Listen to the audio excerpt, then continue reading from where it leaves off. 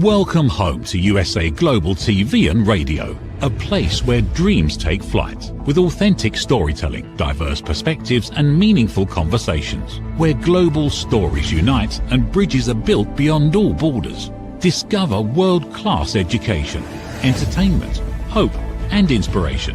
Together, we're building bridges worldwide. Subscribe to our channel, USA Global TV. Download our app, USA Global TV. Be our guest or join our team. Visit usaglobaltv.com. Thanks to our founder and executive producer, Dr. Jacqueline Kerbeck. Music score by Yeffy Tang from Cloud Road Music. Voiceover artist Mike Porter. Creative direction by Paul Garcia. USA Global TV and Radio. Your home for global connection. All rights reserved. This video and its contents are the exclusive property of USA Global TV and Radio. Unauthorized use, duplication or redistribution in any form is strictly prohibited.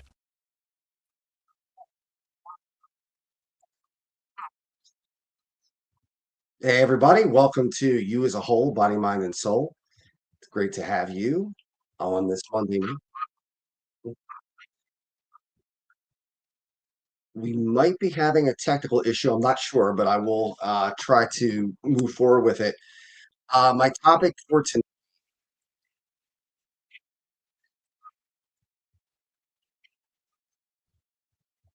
Okay, I think I heard a little feedback there. My topic for tonight is going to be my journey, and again, my journey with with benzos. I started on benzodiazepines probably about 17 years ago.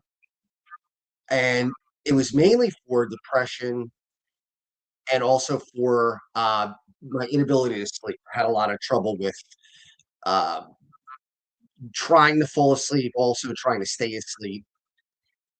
And it was something that was really helpful for a long time. Now, I want to preface this by saying I'm not a doctor.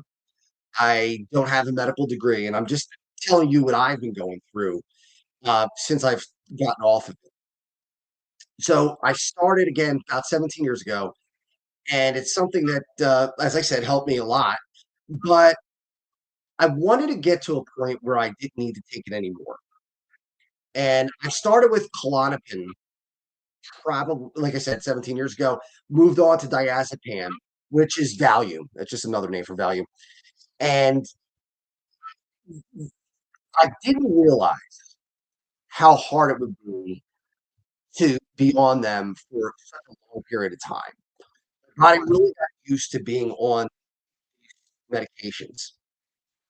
And I know that long-term use, or at least I found out later that long-term use is a problem. And I wanted to try to get to a point where I didn't have to worry about that anymore. And again, 17 years is a long time, so it already had been a while. Starting in about November, early November, I started to wean off of the benzos. I was taking, I think, 15 milligrams, 5 milligrams in the morning and 10 milligrams at night for a total of 15.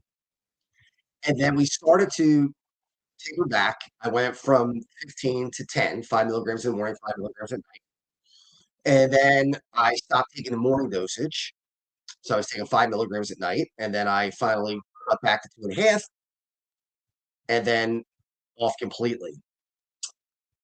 One of the things that I, when I first got off them, I was feeling okay.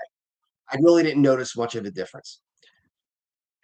But I started to find that I was having trouble with stomach pain, cramping, and I never knew that drugs would have any effect on my stomach at all. Because time on, it wasn't just the stomach issues. I was starting to have slurred speech, what you would call aphasia, which I'm still having a little bit of trouble with now, trying to come up with words. Um, it's happening right now, where I sometimes can't find the word that I want to say, or I might say two words at the same time. So I kind of stumble over the what I'm trying to say. And I started to try to figure out what was going on. Of course, when that stuff happens to you out of the blue, you worry. You wonder what's going on. Am I having strokes? Am I do I have a brain tumor? Is there something that's going on that's really dangerous? And I looked up on AI, ChatGPT, what the side effects were from getting off of benzos. And it turns out there are a lot. And I was experiencing a ton of them.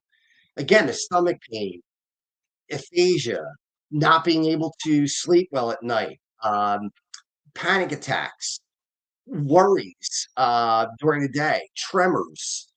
What else? The nightmares that are just so vivid, they shake you out of his sleep. And one of the things that I didn't realize was how long this withdrawal can take. It literally can take a year or more in some cases. Now, that's not everybody. Some people, the withdrawal only lasts a few months. Uh, I'm hoping that's my case, that it's just a few months, but it could be more than that. It could be, like I said, a year or even more. That's kind of scary to think of. But I guess I'm a little frustrated that I was prescribed these medications without knowing what the long-term effects would be. If I had been on these medications for, let's say, a couple of months, then the withdrawal wouldn't be that bad. It would take probably a week or 2, maybe 3 weeks for it to get out of my system, and then I would be able to just go on and be normal. But because I've been on them for so many years, 17 years, it's not that easy. Once it's out of my system, my body has to get used to being off of that medication. So my central nervous system, from what I've researched, is trying to remember how to live and how to operate without that medication. And like I said, it's tough. I mean, it can be really, really hard when you're having dizziness and all the other things that I mentioned before. Even things like frequent urination, sores in your mouth. I mean, things that I never ever would have thought have anything to do with use of benzos and coming off of the benzos. I do realize that I needed those medications when I was on them, especially early on. When I'm going back to 15 years ago, even 10 years ago, I needed to use them to be able to sleep, to be able to get through life because depression and anxiety were so strong. It was something that was necessary. So I'm at a crossroads. I have to decide whether I want to continue staying off of the medication and struggling with the withdrawal, or just go back on the medication and stay on it as long as forever, maybe. And I've chosen not to. I've chosen to stick it out as hard as this is so that I could be free of it, so that I don't no longer have to worry about taking it. Because I know some of the research says, and it's not 100% that this is true, but a lot of research says that there could be worries about dementia from long-term use of benzodiazepines. Science is not perfect. We know that.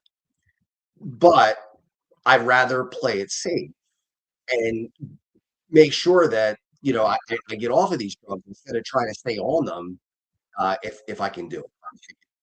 And I think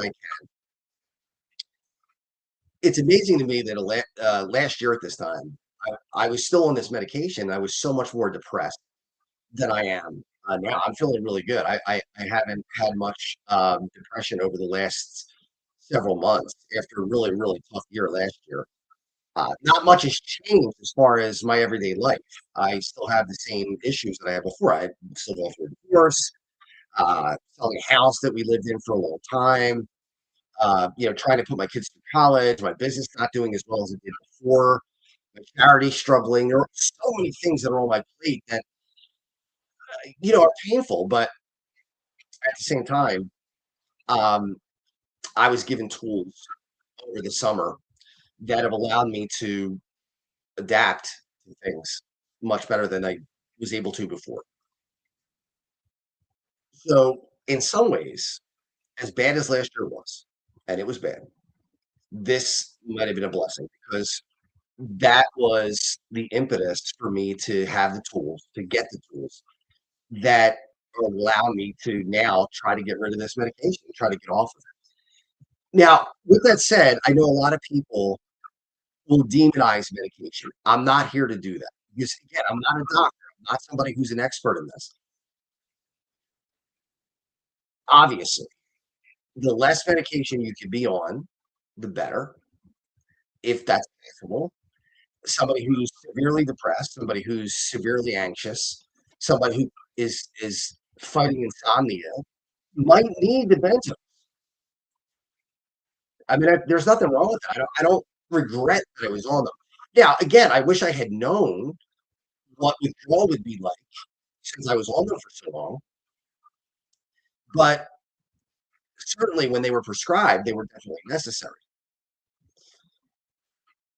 I guess the reason why I want to talk about this is because there are probably many medications that cause these kind of withdrawal symptoms. Maybe not exactly the same symptoms, but similar symptoms, symptoms that are scary when you're dizzy, when your equilibrium is off, when your vision is a little bit off, when you have sores in your mouth, when you frequent urination, um, all these different things. Of course, you jump to the worst possible conclusion. And I, I would hope that people would now know if you're watching this, if you're on this kind of medication, that it's not something to be afraid of. It's certainly something that's hard to deal with. It's not fun. There's no doubt about that. I'm not saying that it's a good time, but certainly it's nice to know that this is temporary. This is not my body breaking down. It's not my body failing me. It's actually my body healing and starting to move on from this medication. I put this out on Facebook to because people have been asking me. They said, are you okay? You notice that you stumble a little bit. We notice that you are having trouble finding words. We notice that your memory is not as good. All these different things that for people when they see it, they were a little surprised. Why was I almost like thick tongued, not able to speak as clearly as I did before? And I had to address it. It was something that I wanted to make sure people knew that I was okay. That it's not a dangerous thing, and it's important for people to understand that um, medicine comes with side effects, and as bad as side effects might be, sometimes you have to deal with them. When I had ulcerative colitis, I was on a ton of medication. One of the medications was now Imuran was given to me because it's an ulcerative colitis is an autoimmune disease. Imuran helps dial back the immune system. That's why I was given the Imuran. Now, one of the side effects of Imuran is the possibility of lymphoma. Obviously, you don't want to trade ulcerative colitis for cancer. Nobody wants to make that trade. So I talked to my doctor about it. And I remember one of the things that scared me the most was the fact that you couldn't allow somebody else to touch that medication. And if you handle that medication, it said on the bottle to wash your hands very thoroughly before touching anyone else. And obviously, when you're putting something in your mouth and swallowing something every single day, and that's what it says on the bottle, don't touch anyone. Don't let anybody touch this medication. Don't let anybody handle this medication. Of course, it's going to make you think, well, how strong is this? What could it possibly be doing? So I went to the doctor and I said to him being the expert, what is the upshot of me taking this? What would happen if I didn't take it? And what are the chances that I'm going to wind up with lymphoma or whatever else could happen with the side effects from the medication? And what he said to me was, you have 2 choices. He said you could take the medication and risk lymphoma, but that risk is 2 in, I think it was 10,000. So 1 in 5,000. So what, 0.0001%, whatever that comes out to. So it's a very, very remote chance that I was gonna get lymphoma from the medication, as opposed to 100% chance that if I did not take the medication, that the ulcerative colitis was going to wreck my life. I wouldn't be able to leave the house. I wouldn't be able to operate as a human being, wouldn't be able to be a dad, wouldn't be able to work, wouldn't be able to do anything.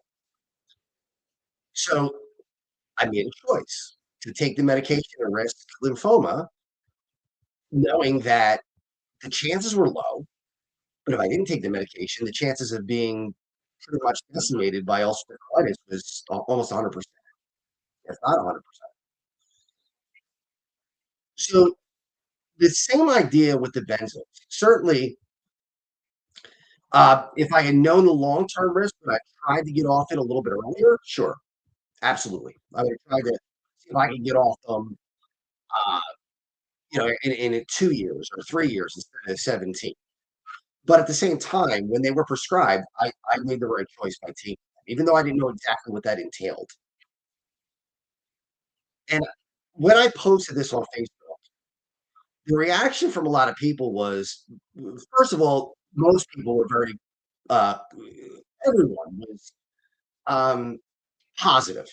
They were behind me. They thought that, it was good that I shared that. They were behind me as far as supporting me and saying, we get it. We know you're struggling, but thanks for sharing your story. Uh, and the other side of it was I found some people who had been through this before, and they talked about being thankful that I shared this, but also the fact that some people don't are not able to really withstand it the way that I have. Some people wind up with tardive dyskinesia. Some of you might have heard that before. Medications for depression and anxiety sometimes cause tardive dyskinesia. Tardive dyskinesia are involuntary movements of the face and other parts of the body, almost like tics, that are impossible to control. Most people who take these medications do not get tardive dyskinesia, but some people do. Again, what do you do? Do you take the medication knowing that you have a possibility of getting tardive dyskinesia, or do you not take the medication knowing that depression and anxiety is going to keep you chained to the house, is going to keep you crippled? I mean, that's everyone's own decision. I'm not telling you one way or the other. I'm saying if it's my decision, I would take the chance of taking this all over again. But one of the people who saw my post is somebody I don't know, and she has a Facebook page about getting off of these medications, and in particular, benzo withdrawal. And one of the things that she said, which is really important, is make sure that when you talk about you getting better, that you don't make it sound like everyone will recover in the same way. So, in essence, what she's saying is not everyone is going to be able to withstand what's going on to me as well as I'm doing right now. Now, I'm not saying that there are not days where I'm thinking, "Oh my goodness, just take a pill and that'll get rid of all these symptoms. It feels so much better." Yeah, I mean, there are times when I look at the bottle and just pop one in. But do I really want to start all over again? No, I don't. I don't want to start all over again and have to go through this at some point in my life down the road. It's time. It's time. Because of what I was able to accomplish over the summer and over this fall, I'm lucky to be in a position to do this. I'm not saying don't take these medications because, again, I don't have the right to do that. I'm not a doctor. I believe in medications. I believe in pharmaceuticals. I believe that there are some uh, um, natural medicines, natural herbs, natural all different kinds of things, homeopathic cures. Maybe not. I shouldn't say cures. Maybe homeopathic medicines that help people handle the side effects from or the effects of depression or whatever else it is. We had something similar to this in 2020, and people are still talking about it today. We had the COVID pandemic, and there were a lot of people who felt that vaccines were great, and there were a lot of people who felt that vaccines were not. And everybody gets to make that decision. Everybody gets to decide what they're going to put in their body. I get that. And do I believe that there were some people who got sick from the vaccines, as they've reported? The majority of people, do I believe that the majority of people have serious side effects? No, I don't. I don't. Now, why did I make the decision to take those medications? Well, because I talked to my doctors. I didn't make that decision on my own. I asked my doctors, especially my GI, Dr. Prieto, who knows what I've been through. And he said, look, you absolutely have to take it. He said, because if you get COVID and you don't have the vaccine, you have an autoimmune issue already. You don't want to be in a position where you're trying to fight that. And he also got the vaccine. And this is a very educated, uh, one of the most preeminent GIs in the country, certainly in this area. And what choice did I have? Was I gonna dispute what he said? I didn't think that was a good idea. Why do I trust him so much? Because in 2002, or I'm sorry, 2003, I was on the verge of death. I couldn't function anymore. I lost 50 pounds in 3 months. I was bleeding internally. I was very, very sick. And within 6, 7 days in the hospital, he got me back to at least some semblance of health. I gained 20 some pounds in 7 days just from IVs and being fed intravenously. And it was felt to me miraculous. Now to him, it was probably just a day's work, or a week's worth work. But for me, it was unbelievable that I went from being virtually on the step of death, doorstep of death, and being able to walk out of that hospital and eat food for the first time in weeks and months. So yeah, I'm going to listen to his opinion. I'm going to take what he says to heart. He says the same thing about the uh, flu vaccine. He says, "Look, you got to take it. You got to take it every year. Of course, you don't have to, but I always ask him if this were your son or if this were yourself or any other family member, what would you advise?" And he said, "Look, for me, it's a no brainer. You take it. You take the vaccine." Now, if I got sick from that vaccine, would I blame him for that? No, not at all, because I you're playing the odds, and that's all you can do is play the odds. You don't have any other choice. If you're playing blackjack and the dealer's showing a 6, you have to believe that's a 16. You gotta believe he's got a face card underneath. And if you're showing 12, you gotta stick because you're playing the odds. You're playing the odds. And does that guarantee a win? No, not at all. Because let's say there's a 4 underneath, not a face card. Now the dealer's got 10, 10 more, you lost. Now, did that mean that you made the wrong decision? No, it's not the wrong decision. It was the right decision based on the odds. That doesn't mean that you're going to win 100% of the time. If it did, then the casinos will go out of business. And that's just the way it is. You play the odds every day. When you get in a car, you play the odds. What are the odds you're going to get somewhere safely? Very, very high. What are the odds that you're not? Low. But for some people, it does happen. I've lost a few people that I know to car accidents. But what's the alternative? Are you going to say, well, you know what? I'm not going to drive anymore because I could get hurt or killed in a car accident. What do? You not live your life. Now, things that seem unnecessarily dangerous can be pretty safe. Things like skydiving. Skydiving is, by definition, very safe.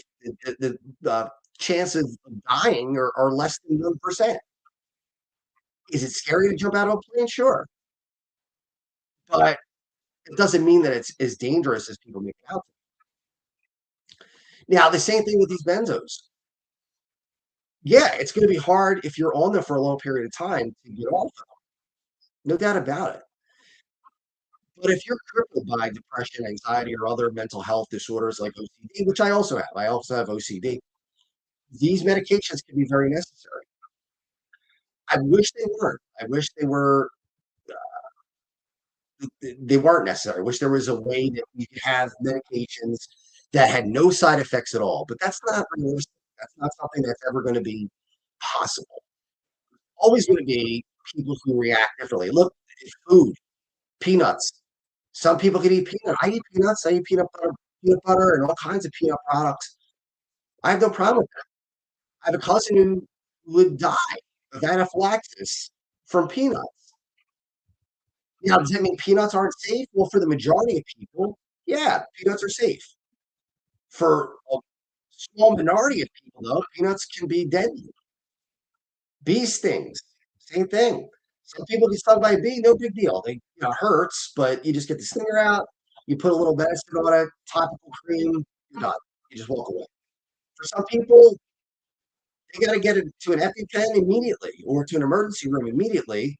Otherwise, they're not going to survive it. Everything can have side effects.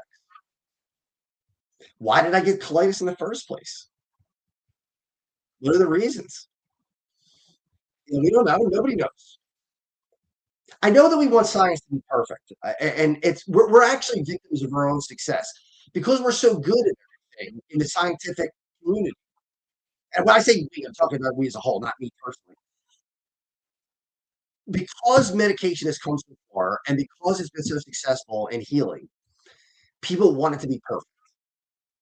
There is no such thing as perfect, and things change.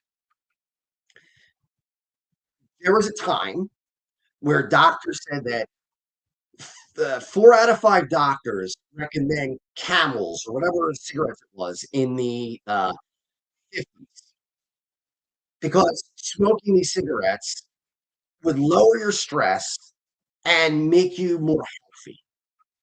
4 out of 5 doctors.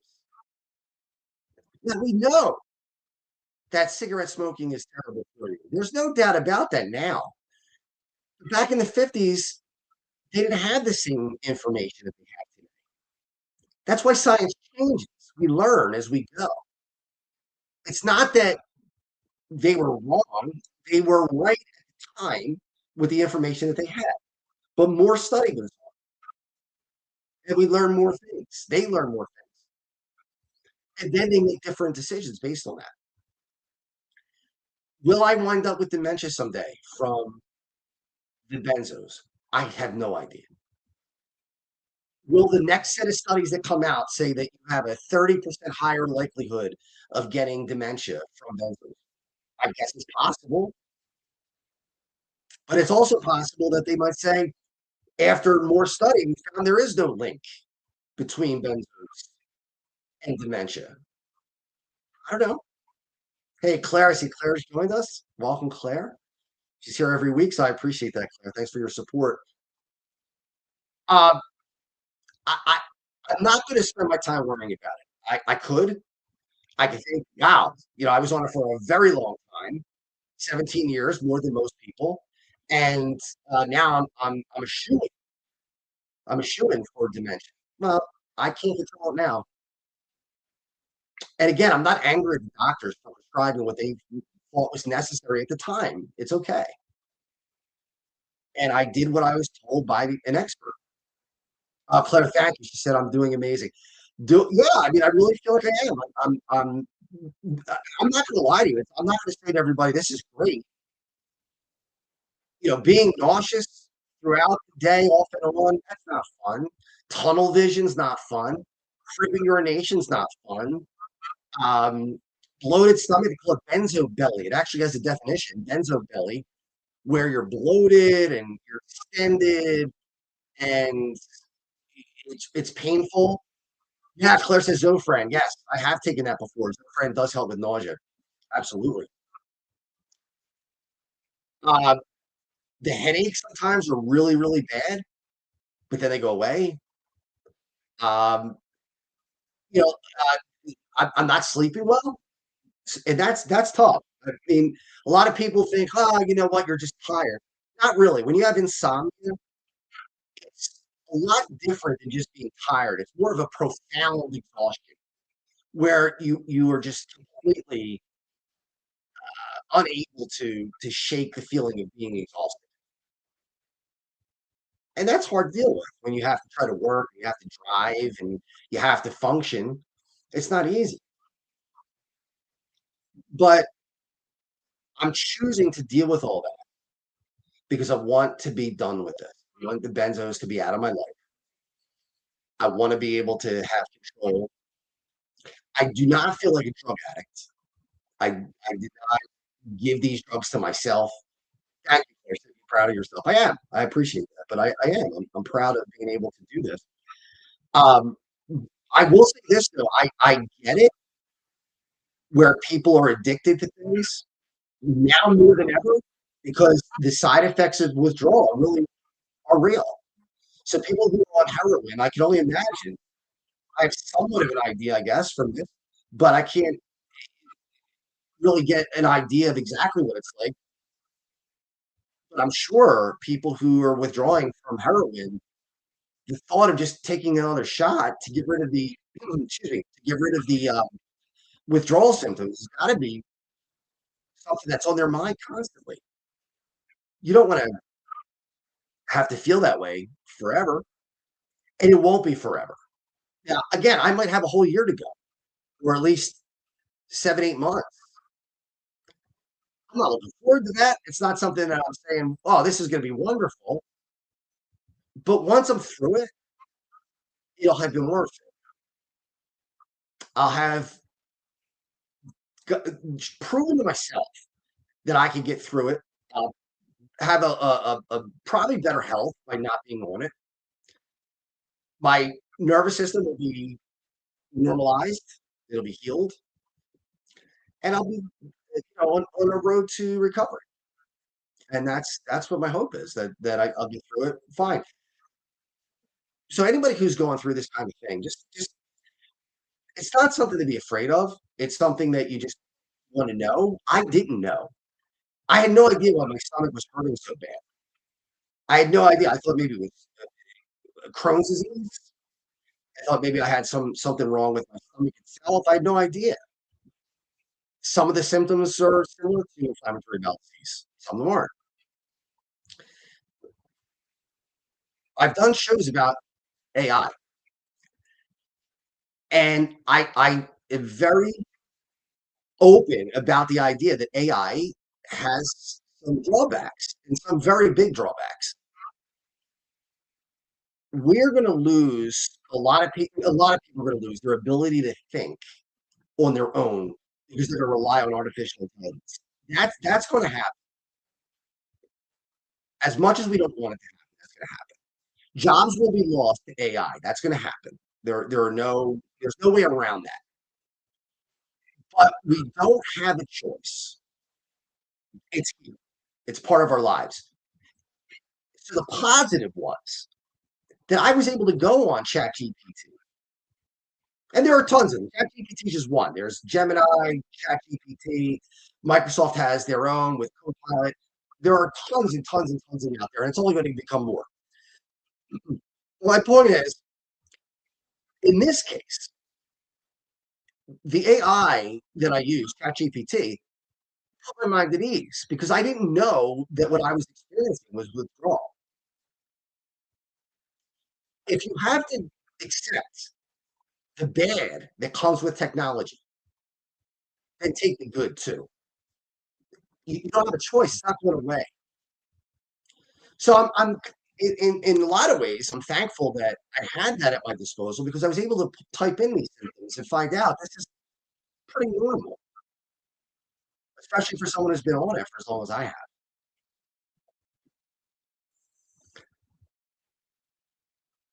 It's not something that you want to be on, but if you have to be, you have to be. So Claire just put in, the doctor didn't tell you any or all symptoms you could experience with this process, in this process. No, no, he did not tell me. So I went into this kind of blind. They said wean off. What they want to do, and that's the key word, wean.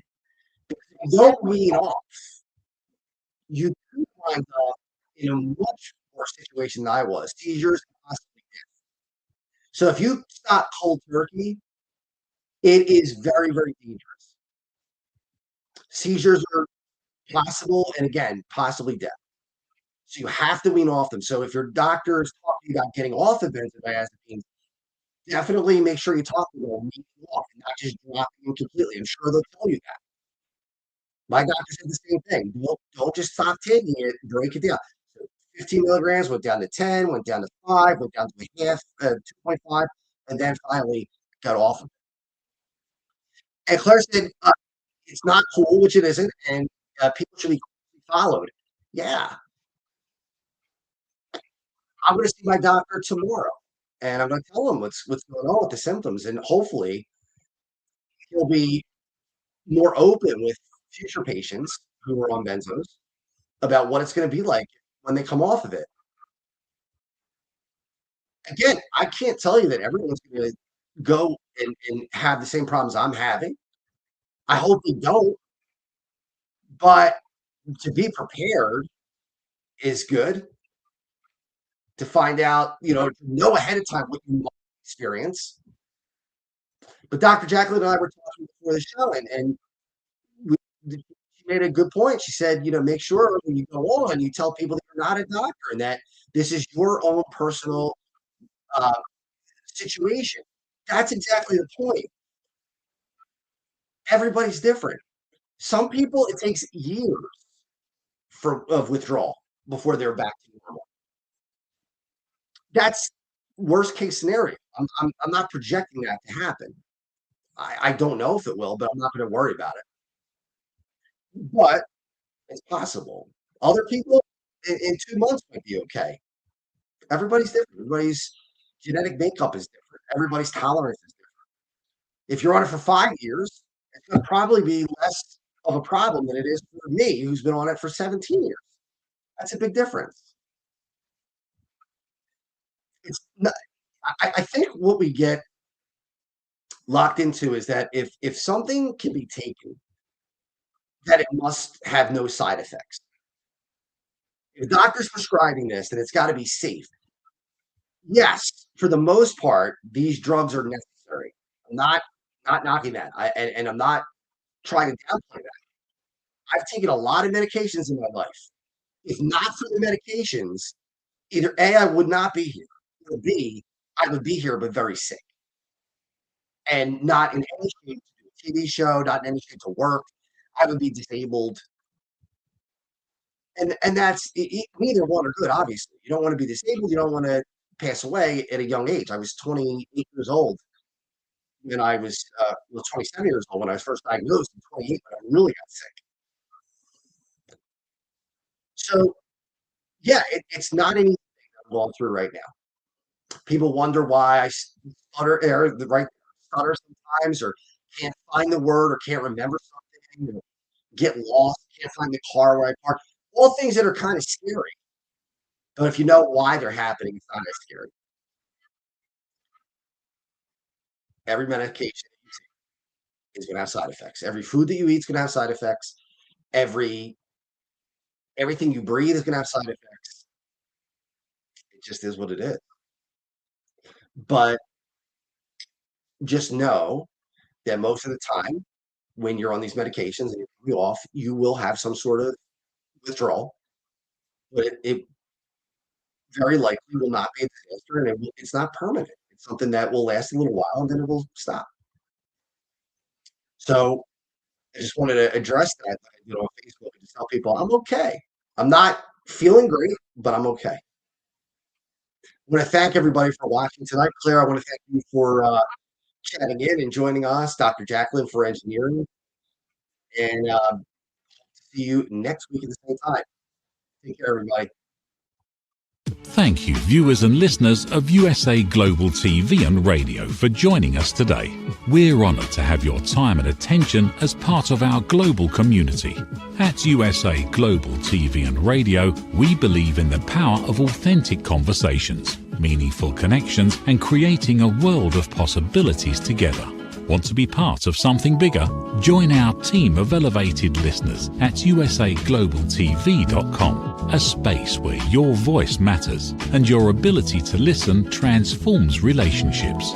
Stay connected with us across all our platforms for thought-provoking discussions, expert insights, and empowering stories. Subscribe to our channels at youtube.com/c/USA-Global-TV. Follow us on social media and explore the endless opportunities we're creating for growth, learning, and inspiration. Together, we're not just broadcasting, we're building bridges and changing lives one conversation at a time. For inquiries, contact us at info@usaglobaltv.com. Produced by Executive Producer and Director Dr. Jacqueline Kerbeck. Voiceover by Mike Porter. Creative direction by Paul Garcia. All rights reserved. Visit usaglobaltv.com to view our full terms and conditions.